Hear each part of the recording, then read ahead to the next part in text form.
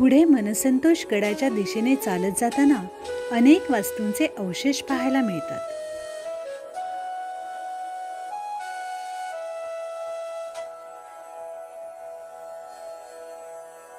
समोर 2 गडांमधील दरी व मनसंतोष गड दिसतो.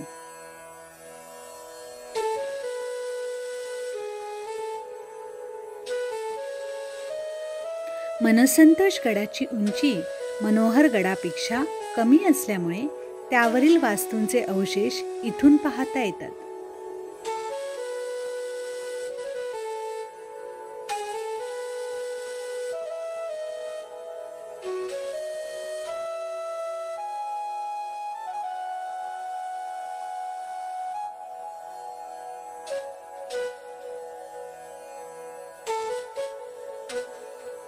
येथून परत फिरून गोठवेवाडी गावाच्या बाजूने गडाच्या तटबंदीच्या कडेकडेने चालत गेल्यावर एका झाडाखाली बांधीव विहीर व त्याभोवती केलेले अळे पाहायला मिळते.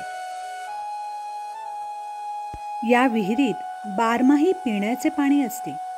या विहिरीची याच वर्षी मे महिन्यात शिवापूर येथील दुर्गप्रेमींनी दुरुस्ती केली आहे. याच विहिरीच्या भोवताली काही अंतरावर दुर्ग मावळा प्रतिष्ठानच्या मार्फत जुलैमध्ये कदंब वृक्षांचे वृक्षारोपण करण्यात आलेले आहे.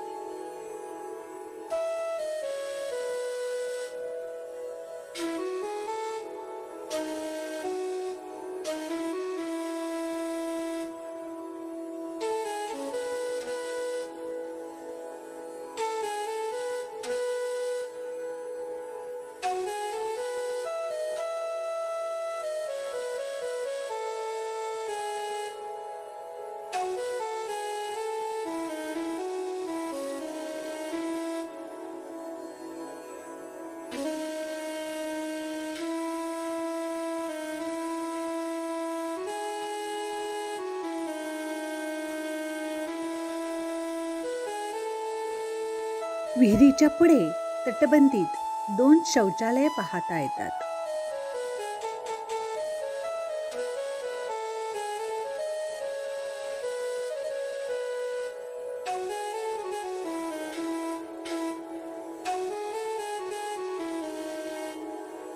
यांची रचना सिंधुदुर्ग किल्ल्यावरील शौचालयांसारखीच आहे.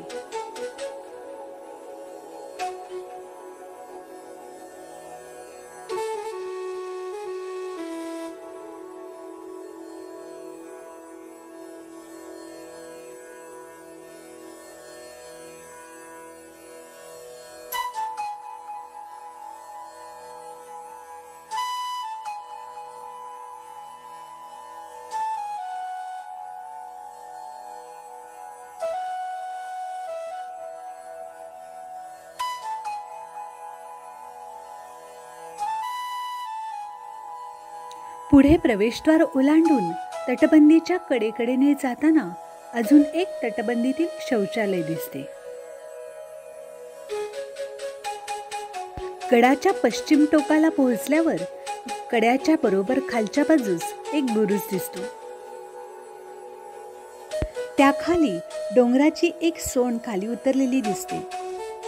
त्यामुळे ही बाजू मजबूत करण्यासाठी या बुरुजाची रचना केलेली असावी.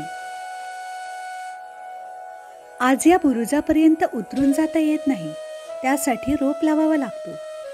या ठिकाणाहून गड पाहिला असता तो पंख पसरलेल्या गरुडासारखा दिसतो.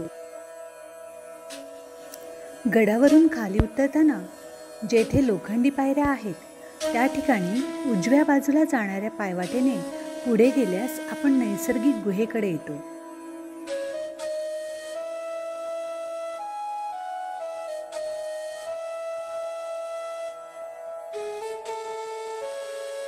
मातीमधील प्राण्यांच्या पायांचे ठसे बघता या गुहांमध्ये रात्रीच्या वेळी जंगली प्राण्यांचे वास्तव्य असावे. या गुहेच्या पुढे जाणाऱ्या पायवाटेने आपल्याला मनसंतोष गडाकडे जाता येते.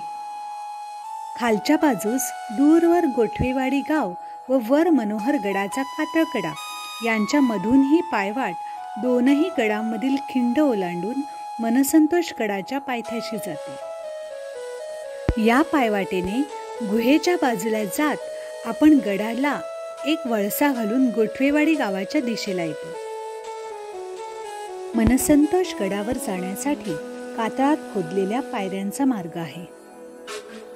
पण एका टप्प्यानंतर पायऱ्या तुटल्यामुळे व पायऱ्यांवर माती पडल्यामुळे रोप लावूनच चढावे लागते.